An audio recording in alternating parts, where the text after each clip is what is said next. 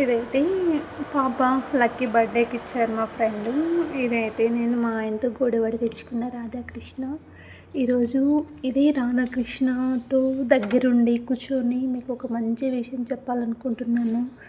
అంటే మంచి విషయము అంటే చాలామంది చెప్తూనే ఉంటారు. సోది, సుత్తి ఏంటిది అనుకోవద్దు.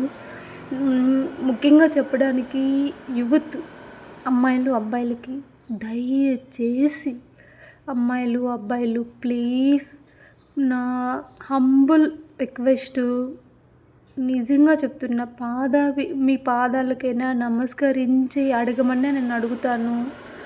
దయచేసి మంచిగా చదువుకోండి, మంచిగా కాలేజీలకు వెళ్ళండి, మంచిగా స్కూళ్ళకి వెళ్ళండి, హ్యాపీగా ఎంజాయ్ చేయండి, హ్యాపీగా చదువుకోండి. మంచి ఫ్యూచర్ ఉంటుంది, మంచి లైఫ్ ఉంటుంది. కాలేజీలకు వెళ్తున్నారు, పేరెంట్స్ కూడా నా బిడ్డలు మంచిగా చదువుకోవాలని కష్టపడి చదివిస్తున్నారు. ఒక ప్రైవేట్ జాబ్ చేస్తున్న ఎంప్లాయీ అంటే తను కష్టం లేకుండా తను సాఫ్ట్వేర్ కాడు, ఏ జాబ్ అయినా సరే, గవర్నమెంట్ అయినా కూడా ప్రైవేట్ జాబ్ అయినా సరే, ఏదైనా కూడా కష్టం లేకుండా ఫలితం ఉండదు. మనం చూస్తున్నాము. ఒక సాఫ్ట్వేర్ ఫీల్డ్ కానీ ఏ ఫీల్డ్లో అయినా కూడా ఎంత కష్టాలు ఉన్నాయో, ఇంకా ఈ జనరేషన్లో జాబ్స్ ఉంటాయో పోతాయో కూడా తెలియని బాధలు ఉన్నాయి తల్లిదండ్రులకి. మంచిగా చదువుకోండి, మీ చదువు 10 మందికి ఉపయోగపడాలి, 10 మందికి సహాయపడాలి. ఒక 10 మంది అనాథ పిల్లలకి మీ చదువు ఉపయోగపడాలి. మీ గుణము, మీ నడవడికను చూసి మీ అమ్మ మీ నాన్న ప్రౌడ్గా ఫీల్ అవ్వాలి. అవన్నీ మనసులో పెట్టుకొని మంచిగా చదువుకోవాలి. మనము మంచిగా వృద్ధిలోకి రావాలి, మనం ఒక 10 మందిని తీసుకురావాలి అనే ఆలోచన, అనే నడవడికతో మీరు ఉండాలని మనస్ఫూర్తిగా ఆ దేవుణ్ణి కోరుకుంటున్నాను. చాలా వరకు మన పిల్లలు కాలేజీలకు వెళ్తున్నారు, గంజాయికి, మందుకి అలవాటు పడుతున్నారు. ఆ మత్తులో తెలిసి తెలియని తప్పులు ఎన్నో చేస్తున్నారు. ఇంకా బైకులు రైడింగ్ చేయడం, బైకులు తోలడము, రోడ్ల పైన స్పీడ్ పోయి యాక్సిడెంట్లు అయ్యి ఎంతోమంది ప్రాణాలు కోల్పోతున్నారు. బైక్ తోలొద్దని నేను చెప్పలేదు. ఆ బైక్ని నువ్వు టచ్ చేసినప్పుడు మా నాన్న కష్టార్జితం ఇది, మా నాన్న ఎంత కష్టపడితే నాకు ఈ బైక్ వచ్చింది, ఈ బైకుని నేను తరతరాలుగా ఉపయోగించుకోవాలి, మా నాన్న జ్ఞాపకార్థంగా నేను బైక్ పెట్టుకోవాలి అని బైక్ డ్రైవింగ్ చేయాలి. కానీ పక్కన ఎవరో చూస్తారు, ఏదో అవుతుంది అని చెప్పేసి నువ్వు బైక్ తోలితే యాక్సిడెంట్ అయ్యి ఏదన్నా జరిగితే నీ తల్లి 9 నెలలు మోసి కన్నినందుకు ప్రయోజనం ఏముంది చెప్పు తమ్ముడు? ఒక్కసారి చెప్పు తమ్ముడు. నెల రోజులు ఏడుస్తాము, 2 నెలలు ఏడుస్తాం, 3 నెలలు ఏడుస్తాం, 10 ఏళ్ళు ఏడుస్తాం, గుర్తుకొచ్చినప్పుడల్లా ఏడుస్తాము. కానీ నీ ప్రాణాన్ని తీసుకురాగలమా తమ్ముడు? మంచిగా చదువుకోండి తమ్ముళ్ళు. అలాగే మీరు ఆడపిల్లలు కూడా మంచిగా చదువుకోండి. ఎన్నో జాబ్స్ ఉన్నాయి, ఎన్నో బెనిఫిట్స్ ఉన్నాయి. మనకు తెలివితో మనం ముందుకెళ్ళాలనుకుంటే ఎన్నో ఉన్నాయి మనకి. దయచేసి తప్పుడు దారిలో పోవద్దు, తప్పుడు నడవడిక మనకొద్దు. మీ నాన్న కష్టాన్ని గుర్తించండి, మీ అమ్మ ప్రేమను గుర్తించండి. దయచేసి మంచిగా చదువుకోండి నాన్న, 10 మందికి ఉపయోగపడేలా చదువుకోండి. బైకు కానీ కారు కానీ ఇప్పుడు చూడండి, చాలా వరకు చిన్నపిల్లలు కూడా కార్ తోలుతున్నారు, యాక్సిడెంట్లు అవుతున్నాయి. మీ ప్రాణాలన్నా తీసుకుంటున్నారు, పక్కన వాళ్ళ ప్రాణాలన్నా తీస్తున్నారు. ఒక ప్రాణం విలువ మనం ఉన్నప్పుడు తెలియదేమో, వెళ్ళినాకే తెలుస్తుంది అంటారు.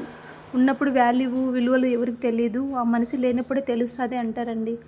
దయచేసి ప్రతి ఒక్క తమ్ముళ్ళకి, అన్నలకి, చెల్లమ్మలకి, అక్కలకి అందరికీ చెప్తున్నా, కారు డ్రైవింగ్ చేయడం తప్పు కాదు, బైక్ డ్రైవింగ్ చేయడం తప్పు కాదు. నువ్వు ఎంత జాగ్రత్తగా డ్రైవింగ్ చేస్తున్నావు, ఎంత జాగ్రత్తగా ఇంటికి వస్తున్నావు అనేది ఇంపార్టెంట్ మనకి. మంచిగా చదువుకోండి. ఎన్నో సంఘటనలు చూస్తున్నాం మనము. తల్లిదండ్రులు కోల్పోయిన బిడ్డలను చూస్తున్నాము, బిడ్డలు కోల్పోయిన తల్లిదండ్రులను చూస్తున్నాము. ఒక్కసారి ఏ తల్లి బిడ్డను కోల్పోయి బాధపడుతుందో ఆ తల్లిని చూడండి. ఏ పసిబిడ్డలు తల్లిదండ్రులను కోల్పోయిన ఆ బిడ్డలను చూడండి, మీకే అర్థమవుతుంది. మంచిగా చదువుకోండి నాన్న. బస్సులు కూడా ఎక్కుతున్నారు, ఆ బస్సులు ఎక్కేటప్పుడు చాలా జాగ్రత్త. బస్సు ఎక్కి ఫుట్‌పాత్ మీద బస్సులను పట్టుకొని యాలాడటము జరుగుతుంది. యాలాడుతున్నారు బ్యాగులు తగిలించుకొని. నువ్వు కాలేజీకి టైమ్ టు టైమ్ పోవాలని రూల్ ఏం లేదు. ఒక సెకండ్ లేట్ పోయినా, ఒక 10 మినిట్స్ లేట్ పోయినా కూడా ఎవరేం అనరు. అనే అంత ఇది కూడా ఎవరికి లేదు. నువ్వు 10 నిమిషాలు వెళ్ళాలనుకున్న దాంట్లో 5 మినిట్స్ లేట్‌గా వెళ్ళినంత మాత్రాన ఏం కాదని నా ఉద్దేశము. ప్లీజ్ అండి, దయచేసి జాగ్రత్తగా ఉండండి తమ్ముళ్ళు, అలాగే అక్క చెల్లెళ్ళు. నేనేదో ఇంకొక విధంగానో నాకేదో వ్యూస్, లైక్స్ కోసం అయితే నాకు కాదు. నేను సోషల్ వర్కర్‌ని, ఎంఎస్‌డబ్ల్యూ చదివాను. నేను పీసీ/పీనటీ యాక్ట్ పైన 5 ఇయర్స్ కడప డిస్ట్రిక్ట్‌లో వర్క్ చేశాను. ఫీమేల్ 6 రేషియో పెంచడం కోసము.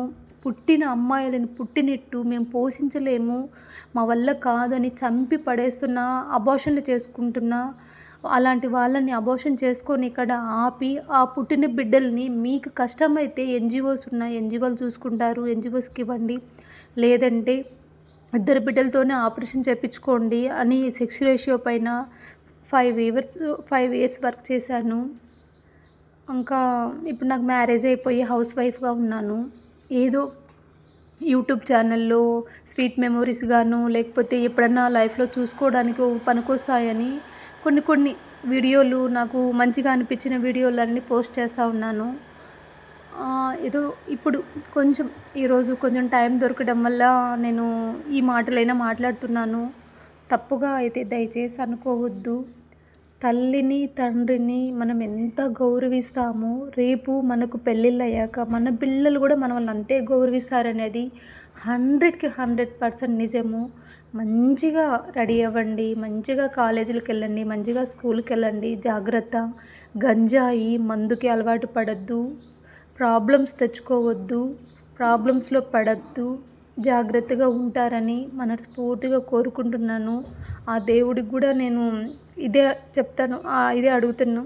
ఎవరైతే తప్పుడు దారిలో ఉంటారో వాళ్ళందరూ కూడా మారి మంచిగా ఉండాలనేది నా కోరిక.